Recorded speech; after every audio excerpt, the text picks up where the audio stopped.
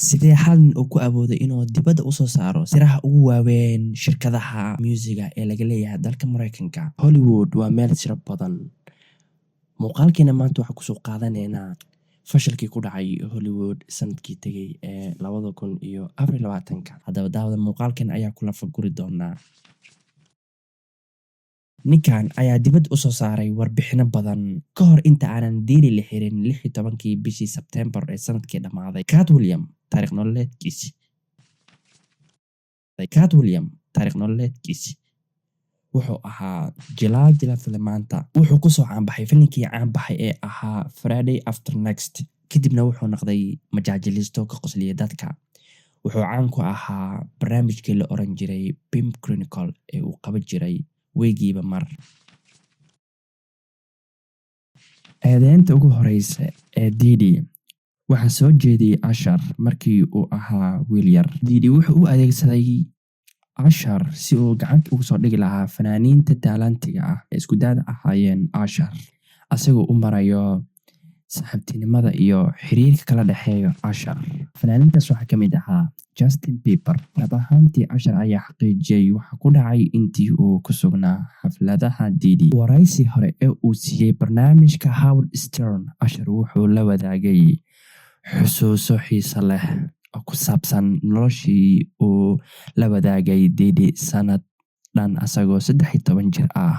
Usher ayaa tilmaamay inay jiraan waxyaabo fool xun halkaa ka dhaceen intii uu la noolaa Diddy ee New York. Waxa ay yihiin waxyaabaha foosha xun ee waqtiga laga yaabo inuu Usher uu ka hadlay Baby Oil. Sidii aan hore kuu sheegay, rappers badan iyo fanaaniin dhalinyaro ah oo ay ku jiraan Usher, Justin Bieber iyo Meek Mill ayuu Diddy tababaray. Haddaba markii hore halkan hadal hayn dheer ayaa ka jirtay iyo waxyaabo badan oo qarsan. Hadda Diddy oo shaaca laga qaaday iyo sirtiisii oo dibadda u soo baxday, waxaan dhihi karnaa arrinka waa arrin laga filan karo inuu ku sameeyay Diddy dhalinyarta. Hadda Justin Bieber wuxuu noqday caan. Waxaa laga yaabaa inaad aragtay fiidiyoyaal hore asagoo da'yar ah iyo Diddy ay ku wada jiraan markii uu weli carruurta ahaa. Fiidiyowgan ayaa sababay su'aalo badan oo ku saabsan joogitaankiisa iyo waxa uu la kulmay intii uu la noolaa Diddy. Markii dib loo eego xiriirka Justin iyo Diddy, had iyo jeer wuxuu sababay in dad badan ay isweydiiyaan tan iyo markii uu la kulmay Diddy. Justin badanaa wuxuu ugu badan ku bixin jiray Diddy intii lagu guda jiray bilowga fankiisa. Waxaa dhacday maalin inay isla qaateen 48 saacadood ayadoon la ogeyn wax ay sameynayeen, aan xitaa media lala socodsiinin waxa meesha ka dhacay. Laakiin arrintan waxay keentay in su'aalo badan ay dadka iska weydiiyaan sababta Diddy oo ahaa markaa nin weyn oo u rabo inuu waqti ula qaato wiil 15 jir ahaa. Arrintu waxay qaraxday markii uu Justin shaaca ka qaaday inuu Diddy ku dhahay aan wada qaadano waqti. Sanadkii 2020 Justin wuxuu tilmaamay qaar ka mid ah caqabadihii uu la kulmay markii uu ahaa xiddig da'yar. Heestii soo baxday 2020 ee ahayd Lonely. Ereyada heesta waxaa ka mid ahaa: dhammaan dadka waxay iga arkaan inaan xanuunsanahay, waxaana u muuqdaa in aysan cidna i siin tii. Arrinkaa kadib, kuwo ka mid ah taageerayaashiisii ayaa aad ula dhacay. Haddana aan eegno Kevin Hart. Markii mid ka mid ah taageerayaashiisa waa Hart uu weydiiyey markii uu Diddy la kulmay inuu u adeegsaday Baby Oil ama wax kale, markaasuu su'aasha ugu jawaabay asigoo dhahayo su'aal qaldan ayaa i weydiisay, hore ayuun uga dhaqaaq.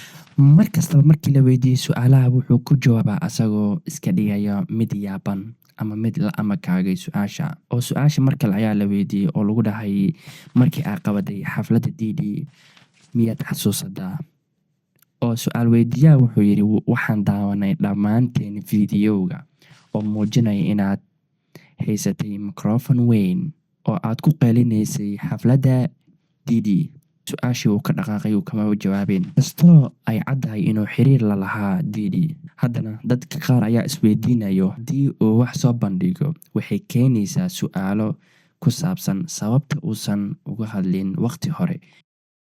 Haddana aan eegno waakay Oasis fiidiyowga ku wareegaya baraha bulshada iyadoo dad badan ay sheegayo inuu ahaa boytoyga Diddy. Waa qof da'yar ah oo xiriir qarsoodi la leh qof weyn. Waakay oo maqlay arrimaha ku saabsan boytoyga Diddy waxba muusan ka oran. Intii lagu guda jiray wada hadal dhowaan ka qaaday ee Breakfast Club, fanaaniin badan oo laisku dhaho Florida artist ayaa la weydiiyey. Waakay Oris ayaa sheekada qaatay wuxuuna yiri waxaa xaflad u aaday Jamaica. Jarlemy ayaa qabsaday markaasuu yiri hadeertan ayaa arkay asigoo ka raadiyay Instagram-ka markii uu tagay Jamaica wuxuu kusoo posti gareeyay waxaan u baxay Jamaica. Arrinkaa kadib kor ayuu u aqriyay ciwaanka ku qornaa postiga oo markaas sameeyay Waakay Oris. Wuxuu sii waday inuu caddeeyo safarkiisii Jamaica inuu ahaa kaliya fasax uu la qaadanayay haweeney. Inkastoo Diddy uu ku sugnaa jasiiradda sidoo kalena haddana aysan wada joogin.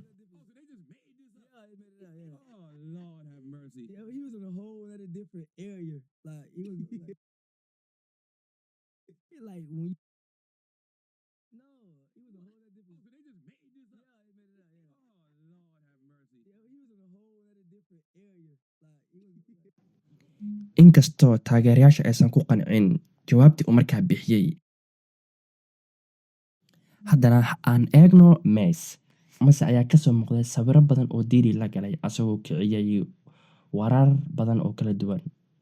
Mas ayaa ugu dambeyn jebiyey aamusnaantiisii eedeymaha la xiriiro arrimaha Diddy. Wuuna yiri haddii aad isweydiinayso sida aan dareemayo way soo socotaa. Wuxuuna ku yiri waxa u keedinayaa fikirkayga warbixinada soo socdo. Micnaheedu hadda ma soo bandhigayay arrinta aan Diddy dhexmartay. Inkastoo aanan la ogeyn sababta uu keedinayo warkiisa, laakiin waxaa jiro show hadda ka hor ay kasoo muuqdeen oo la dhaho It Is What It Is ayuu ku sheegay.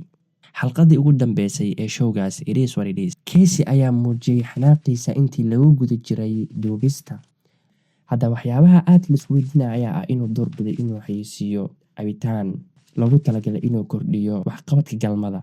Inkastoo Cat Williams oo mar walba si cad uga hadlo falalka xunxun ee Diddy iyo kambaniyada oo la shaqeeya ay sameeyaan, wuxuu sidoo kale xusay inuu diiday 30 milyan 4 jeer. Sababtana wuxuu yiri Diddy wuxuu rabaa jirka laakiin waa inaad u sheegtaa maya.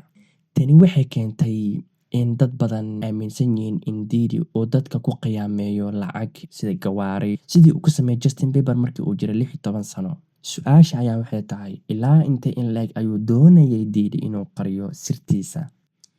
Hadda ma aaminsan tahay inay wax badan soo bixi doonaan mise tani waa bilowga arrin weyn ee soo socoto.